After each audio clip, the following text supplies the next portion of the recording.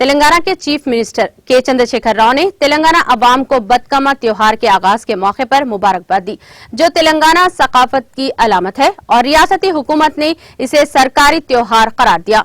उन्होंने कहा कि तेलंगाना की खवातीन और लड़कियां बतकमा को मुख्तलिफ किस्म के फूलों से सजाती हैं और पूजा अंजाम देती हैं। उन्होंने कहा कि मुत्तहिदा आंध्र प्रदेश की हुकूमत के दौरान बतकमा त्योहार को नजरअंदाज किया जाता था। उन्होंने बतकमा त्योहार को तेलंगाना के लोगों की जिंदगी का एक लाजमी हिस्सा करार दिया, जो कि मुख्तलिफ बड़े आजमों में फैल चुका है। केसीआर ने कहा कि बतकमा ने पूरी दुनिया में तेलंगाना को शोहरत और नाम दिया है। रियासती हुकूमत ने रियासत के हर गोशे और कोने में बतकमा मनाने के इंतजाम किए हैं। उन्होंने लोगों को खबरदार किया है कि बतकमा के विसर्जन के वक्त एहतियाती तदाबीर इख्तियार करें, क्योंकि तमाम टैंक बैंड और आबी जखायर पानी से भरे हुए हैं। इसी दौरान गवर्नर डॉक्टर तमिलसाई सौंदरराजन ने भी तेलंगाना के लोगों को बिलखुसूस खवातीन को बतकमा त्योहार के मुबारकबाद मौके पर मुबारकबादी दी है। उन्होंने कहा कि ये त्योहार तेलंगाना के सकावती रूह की अलामत है।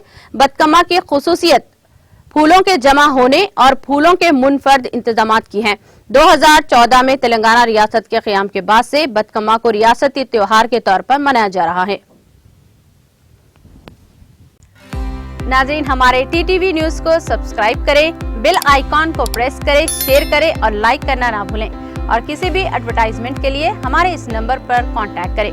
हमारा नंबर है 9550102020 पर।